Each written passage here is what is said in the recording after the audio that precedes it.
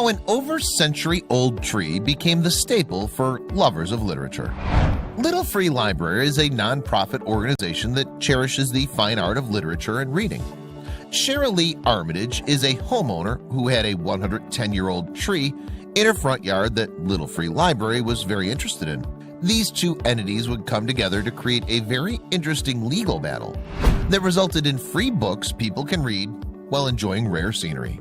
Ironically, Cheryl Lee was a book binder, artist, and former librarian who already had a special connection to books.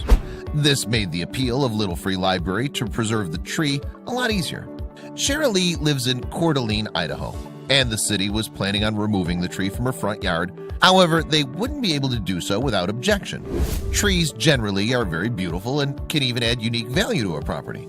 The 110-year-old tree in Cheryl Lee's front yard, however, was beginning to grow branches over the sidewalk.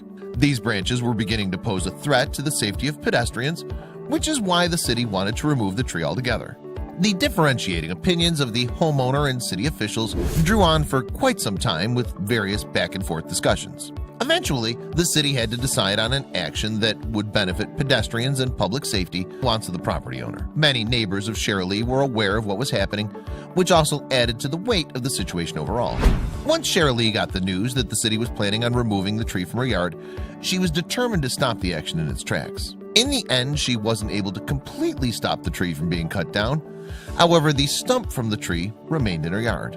As a librarian and artist, Cheryl Lee thought of an ingenious plan to turn the tree stump into a free library for everyone in her neighborhood. Cheryl Lee realized that she wouldn't be able to complete this job alone, and the nonprofit organization Little Free Library stepped in to assist her in her plans. Little Free Library has over 75,000 locations in 88 different cities, which made them the perfect partner to help with building Cheryl Lee's free neighborhood library. Once the library was built, Cheryl Lee couldn't contain her excitement, taking to Facebook to share updates about the project. Since its initial build, Cheryl Lee has added many features onto the library, including new ground cover and perennials around it. She even plans to touch up the paint surrounding the library to give it a fresh look. Let's give you more of a detailed background on the organization who aided Cheryl Lee in building the library. Little Free Library was started by Todd H. Ball, who is a book enthusiast who started the foundation in his hometown of Hudson, Wisconsin. The idea came to Todd due to his love for books and reading.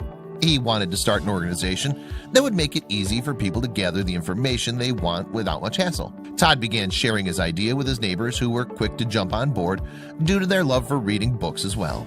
Not long after its initial launch, Little Free Library would expand to a global level, gaining recognition in various countries across the world.